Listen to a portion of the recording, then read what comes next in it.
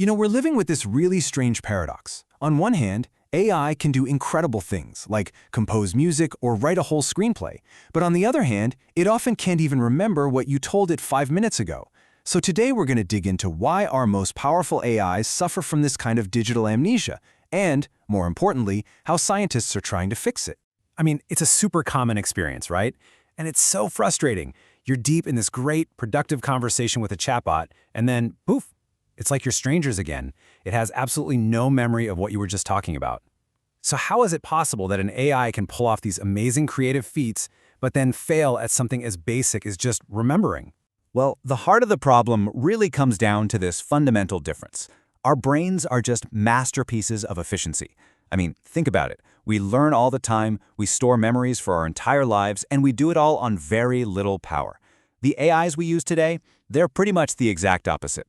Their memory is incredibly short-lived, they burn through huge amounts of energy, and their knowledge is basically frozen in time after their training is done. And this memory problem isn't just, a minor annoyance. It's a massive roadblock to creating truly intelligent systems. So, to try and solve this, engineers are actually looking away from traditional computer science and turning to the best model they can find, our very own brain. The technical reason for this limitation is something called the context window. Basically, it's the AI's short-term attention span, and it's a real bottleneck in how these popular transformer models are designed. The best way to think about it is, imagine trying to write a whole novel, but you only have a single tiny sticky note. You'd run out of space almost immediately and completely forget how the story even started. That's what the AI is dealing with. Okay, so if the current way of doing things has this huge built-in flaw, what's the solution? Well, let's take a look at the absolute gold standard, the human brain's brilliant blueprint for how memory works. For us, it all begins right here, with what's called sensory memory. Think of it like a massive, super high-speed buffer that's just taking in everything from our senses. But, and this is the key part, most of it vanishes in less than a second. Its main job is to act as a filter, to sort through all the noise and stop our brains from getting totally overwhelmed with information. Now, whatever information makes it past that first filter moves into our working memory. This is your brain's active mental workspace, or its scratchpad. It's where you hold a few key pieces of information, like, say, a phone number you're about to dial, or the steps in a recipe, so you can actively reason and solve problems. It's not huge, but it's incredibly powerful and dynamic. And then, finally, we get to the brain's enormous library, long-term memory.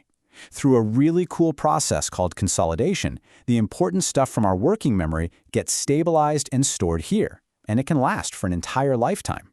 This is where all our knowledge, our skills, and our life experiences actually live. So, the really critical thing to see here is how all these systems work together to create this seamless flow. You've got raw data flooding in through sensory memory. Our attention then grabs the important bits and shuffles them into our active working memory. And then from there, only the most valuable information gets locked away in our long-term storage. It's just a beautifully efficient, tiered system. Okay, so that's the biology. That's the blueprint. Now, let's get into how researchers are actually taking this amazing design and translating it into silicon to build a real digital memory. What they're doing is creating these direct digital parallels. So the AI version of our scratchpad, or working memory, is often called state-based memory. It works like a smart cache, basically, that remembers the recent back and forth of a conversation. And for that huge library of long-term memory, they're building something called explicit storage, which are these massive, searchable databases of facts and all your past interactions. And this isn't just some loose comparison, either. As the researchers who inspired this explainer put it, this engineering approach, quote, directly mirrors the hierarchical integration of biological memory systems. The big idea here, the ultimate goal, is to create an AI that doesn't just recognize patterns, but can actually pay attention and understand the context of what's going on.